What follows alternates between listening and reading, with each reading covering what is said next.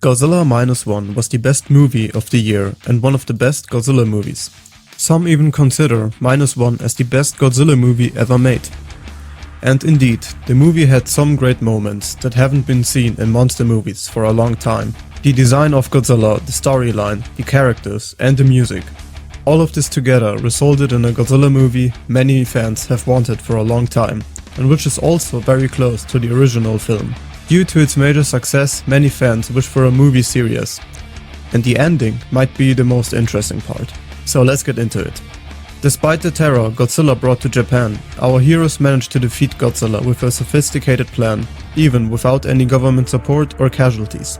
They surrounded Godzilla with ships, attached Freon tanks on his body and blew them up.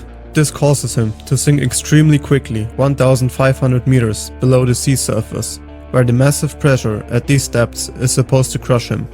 Unfortunately, this plan fails. The next strategy is to use pressurized balloons to bring him back to the surface, killing him with the explosive decompression. Back on the surface, Godzilla prepares his atomic breath to destroy the entire fleet. Koichi uses the opportunity and flies his plane directly into Godzilla's mouth. The ensuing explosion destroys Godzilla's head and overloads his atomic breath, causing his entire body to disintegrate into the sea. Fortunately, Koichi managed to eject from the plane at the last second and survived the mission. Back at the port, Mrs. Sumiko appears and hands Koichi a letter saying that Noriko has survived. He rushes to the hospital and sees that Noriko is still alive despite her injuries. She asks him if his war is now over.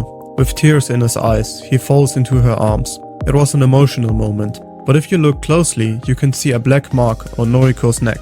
And in a final scene, we see Godzilla's flesh begin to regenerate. But what does all of this mean for the future of Godzilla Minus One? Minus One was a major success. The movie is selected as Best Film of 2023, sets a record box office in the United States and Japan, and is even nominated for an Oscar. Since many people enjoyed the movie, a lot wish for a sequel. The director of the movie, Takashi Yamazaki, stated that he even thinks about a second movie. But now it's still too early to tell. He means that Godzilla Minus One was so carefully written that he doesn't know if a sequel is really needed. But the ending of Minus One leaves the door open to a direct sequel with many opportunities for an exciting plot, especially in relation to Noriko's mark and the possible return of Godzilla from the sea. So let's start with Noriko. During Godzilla's atomic breath attack in Ginza, many people, including Noriko, were hit by the atomic breath and the majority died except for Koichi. As it turned out, Noriko had survived after all, but Godzilla left her a little souvenir, a black mark on her neck. Here one can theorize what exactly this is. The simplest answer would be that it was caused by radioactive sickness resulting from Godzilla's atomic blast explosion. But that's too easy. This mark was definitely implemented into the movie for new ideas in case of a sequel. But first we have to deal with the question, how did Noriko actually survive Godzilla's atomic breath, and how it relates to her mark? And the main answer to this question might be the G cells or Godzilla DNA. As the name suggests, G cells are cells from Godzilla himself. These cells already appeared in earlier movies like in the 1989 movie Godzilla vs. Biollante. The monster Biollante was created by a combination of G cells, human cells and plant cells. Since Godzilla can heal himself extremely quickly, it is possible that during the nuclear blast, a shred of Godzilla's body hit Noriko and the G cells or Godzilla DNA spread through her body within a millisecond, giving her the ability to become kinda resistant to the nuclear blast. Godzilla's attack caused 30,000 casualties. Noriko's injuries appear to be minor, considering the fact that she was hit by the shockwave of a giant radioactive monster. After the Ginza attack, a public radio station explains, police have cordoned off central Ginza to collect charts of the creature which are unknown composition of potentially hazards. This means the area in Ginza may be contaminated with G cells or Godzilla DNA. Noriko is certainly not the only person to have survived the Godzilla attack, and perhaps a few others have also been infected. But it remains unclear what effect this infection has on humans. Nevertheless, a few speculations can be made about this.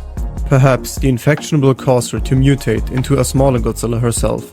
In Shin Godzilla, the humans have managed to put Godzilla out of action. However, in the final shot, we see some humanoid creatures emerging from its tail. So in his fifth form, Godzilla created an army of humanoid creatures in order to defeat humans. With the rampage in Ginza, Minus One may have unknowingly created a group of humanoid Godzillas which will cause trouble in the future. If Godzilla returns, they may start to serve him. In a memo of the United States Navy, we learned that the US is aware of the existence of Godzilla and already had encounter with him in the Pacific. US ships got destroyed and the US government warned Japan that Godzilla will reach Japanese archipelago within a few weeks. Since the Americans already had contact with Godzilla before the Japanese did, it is possible that they managed to take a skin sample. What they do with the sample and what impact it will have on the future is unclear. Probably they found a way to weaponize it and unknowingly creating a deadly virus or another monster. Now, let's take a look at the final scene of Minus One, where we saw a piece of Godzilla's flesh starting to regenerate. What does this mean? Godzilla is still an unexplored organism with enormous powers. His abilities could be beyond human comprehension. He's obviously regenerating, but what is difficult to predict is how long this regeneration process will take until he's physically able to be fully active again.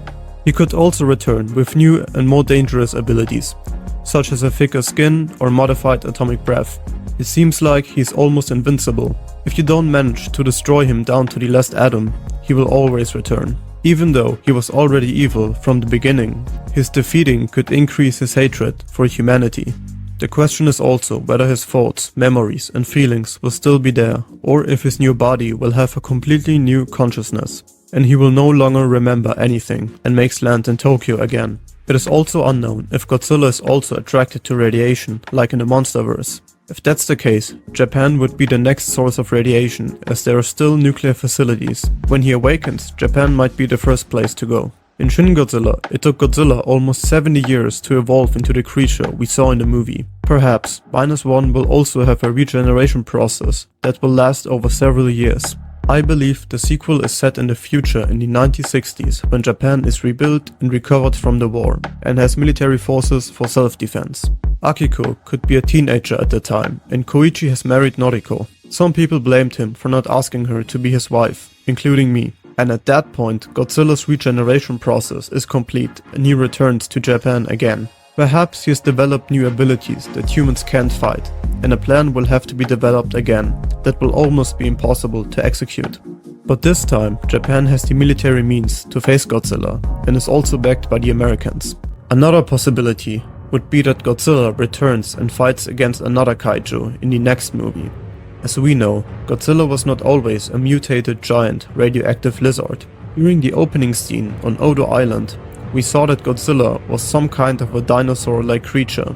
He was then created by a nuclear weapon test carried out by the United States in the Bikini Atoll, where he was hit by the atomic blast and mutated.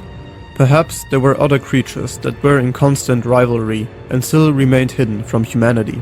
These creatures also came in contact with radioactivity and mutated into monsters. Thus, Godzilla would have a few worthy opponents, but what we don't know is whether these creatures are prehistoric or just normal species that exist on Earth. But what do you guys think? Did you enjoy the movie, and do you have any ideas how the future of Minus One looks like? Let me know in the comments. So thank you guys for watching, and I'll see you in the next one.